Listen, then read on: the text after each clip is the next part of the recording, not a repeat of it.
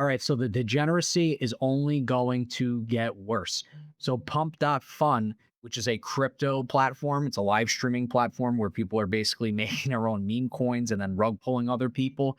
That platform is only going to get worse. And we're going to see more nuisance streamers and more nuisance activity than ever before because pump.fun released their own crypto platform called Go, which will post cash in escrow and pay literally anyone to do literally any fucking thing. Okay.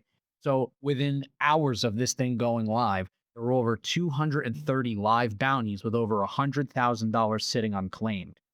Someone was offered $57,000 to skydive into a World Cup match in a mascot costume. There was another person that was paid $2,650 to tattoo a ticker symbol on their head. That's for a stock. And there was another person who was paid to torch a car on camera. So this is going to get wild.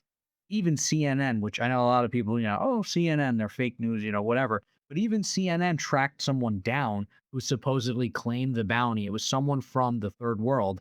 The guy got paid $3,000 to get a forehead tattoo. $3,000. And when they sat down and spoke to this guy, they found out $3,000 is 5 years worth of wages for him. This dude got a forehead tattoo and he doesn't have to work for the next 5 years.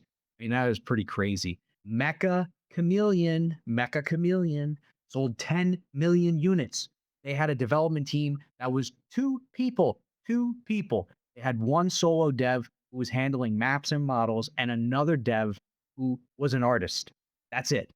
So you have two people making an indie game, publishing it on Steam. It absolutely blows up. It's a ton of fun. It's basically Gary's mod, but you have a silhouette of a character and you paint them to match the walls and the background, and you hope people don't find you. I mean, it launched on June 10th, and literally within weeks, it hit 10 million copies sold and peaked at 340,000 concurrent players on Steam. It's $6, people. Go out and buy it if you have PC. It's a ton of fun. It's being compared to Among Us just in terms of viral trajectory. You guys definitely need to play this game. I love it. I love it. I mean, we are going to see more and more smaller teams for developers coming out, putting out these projects, and they're just blowing up. Another game that was just like this was Gamble with Your Friends. Gamble with Your Friends is awesome. Another game that's like $6, $7, 6, 7, 6, 7. Go out and buy that game. Go gamble with your friends. Have some fun, man. And small development teams putting out a product, it going viral on social media, people having a field day with it. What's not to like about it? So congratulations to the developers of Mecha Chameleon. I'm looking forward to see what other projects they work on. I mean, this was a huge hit.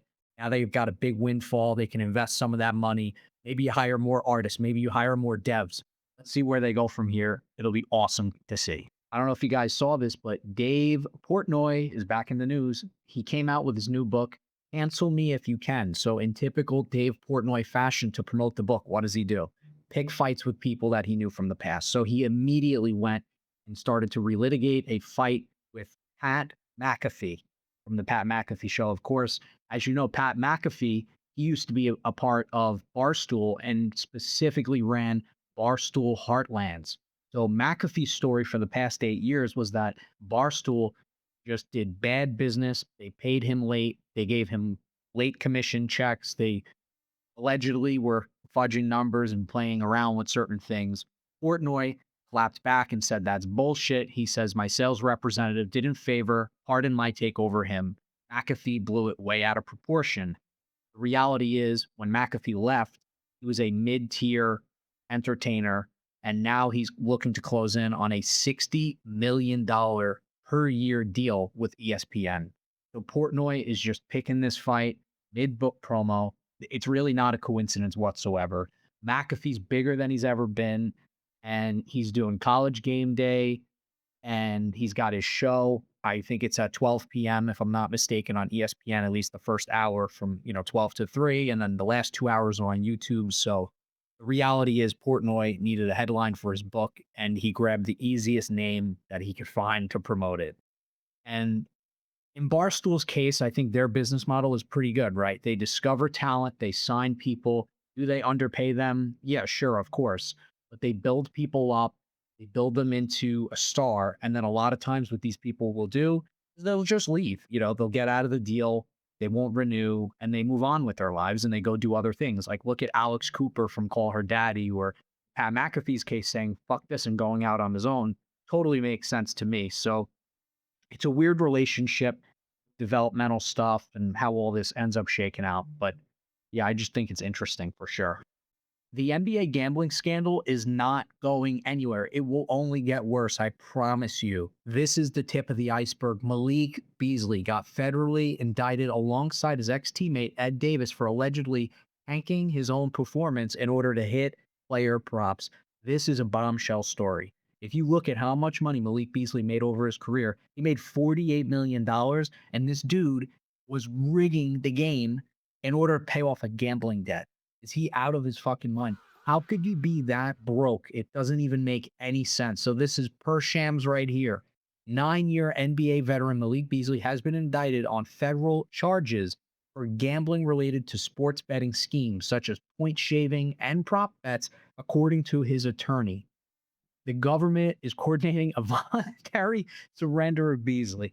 This is insane. I even have transcripts here that I'd like to read for you guys. So the first game in question was the January 2026, it was January 26, 2024, Milwaukee Bucks versus Cleveland Cavaliers game. On or about January 26, 2024, the Milwaukee Bucks played the Cleveland Cavaliers. Approximately 1 month prior to the game, on or about December 29, 2023, the defendants Malik Beasley and Edward Davis communicated via text message. Davis says, only way you can beat Vegas is sports betting. Everything else they hedge on. Beasley says, well, yeah, obviously. I'm trying to find like 2K. I'll do my best to pay in full on the first. Davis says, you got Snapchat? Beasley says, no, not really. Why? Davis says, I want to talk to you on there about some shit. Beasley says, you can't do it here? Davis says, better to talk on there. We can make some good money. On or about January 25th, 2024, the day before the game, the defendant Malik Beasley discussed via text message whether he would underperform on overall points, 3-point scoring, or rebounds. This is crazy. And this guy made $48 million and he's like trying to find 2 grand. This is insane. Folks, the 30 under 30 curse strikes again. It seems like everyone that is on this Forbes 30 under 30 list ends up getting into some kind of trouble, and Bill Gates' daughter is no exception. She came out with this app called FIA. It's a shopping aggregator. Basically, it scans over 40,000 sites to tell you if a price is fair that something is listed for, or if it's cheaper to buy it secondhand. Bloomberg and Capital One Shopping, along with independent researchers, all caught FIA secretly injecting their own affiliate code into other retailer sites, exactly like Honey, if you guys remember that browser extension. So when this is done, when services inject their own affiliate code into other retailer sites, they are allegedly stealing commission credit for sales that never actually occurred. FIA responded and said, whoa, whoa, whoa, we didn't need to do this. They fixed it and there was no accountability whatsoever. And it's like, of course, okay, yeah, you fixed the issue. That's great. But how long were you doing this? How long were you basically allegedly stealing commission for sales that you weren't even driving? This is crazy. And if no one said anything, would you have fixed it? Probably not. Like, let's keep it 1,000 here. So the second scandal that FIA got hit with is that researchers found that the extension was not just helping people out with shopping, but also capturing snapshots of everything that they were doing while on the web. So unrelated to shopping, if you went to check your personal email, or you went to go log into your bank account or read some bank statements or look at some private information, this fucking app allegedly was capturing screenshots of all that. Talk about invading people's privacy. How nuts is that? So right now the reaction is kind of split.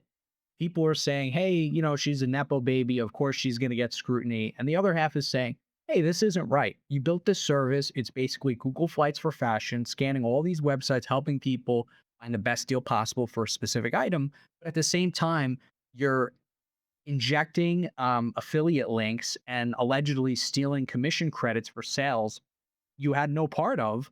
And then the other side of it is you're not only doing that, but you're stealing people's private information. You're creepily looking at private emails and bank statements. What's going on with that? So once again, like I said, Phoebe Gates, the founder of FIA, got hit with the Forbes 30 under 30 curse. So the 30 under 30 curse strikes again. All right. So Elon Musk, the world's first trillionaire, is not done taking over. He recently merged SpaceX, Starlink, XAI, and Grok, and X, the platform, into one structure, reportedly internally called Macro Hard. Now, Tesla already invested $2 billion into XAI. The latest thing that just went live for X is X Money. So now he's getting back into payment processing. So, a little bit of a callback if you guys aren't aware. PayPal, before it became PayPal, it was X.com and Cofinity. So, X.com was ran by Elon and Cofinity was ran by Peter Thiel. The two companies merged together, and the resulting company was PayPal, the payment processor, and Elon ended up being pushed out as the CEO, but then he bought shares, became the largest shareholder of PayPal. So then when it was sold, he ended up making the most amount of money.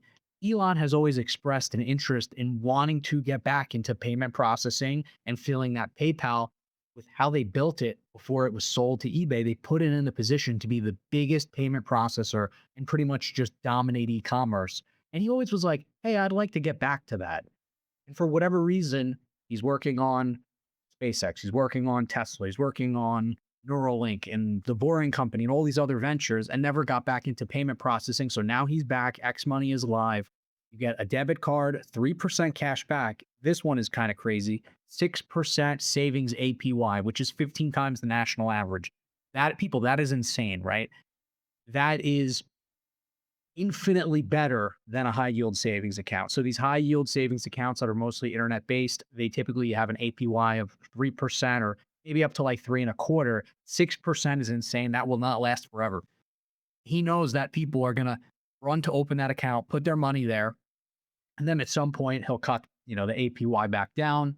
But in Musk's own words, he wants X Money to be the place where all the money is. If he can penetrate this market, it is a $480 trillion market. Simultaneously, Starlink has rebranded. Starlink is his satellite infrastructure company. It rebranded to Starlink Mobile. Now they're already live through T-Mobile and US Mobile, and they're trying to become a full wireless carrier for mobile devices. And I think that's genius. There are companies already doing this. There's AST Space Mobile, which is working with Blue Origin, and that's what they're trying to do. It'll be interesting to see here.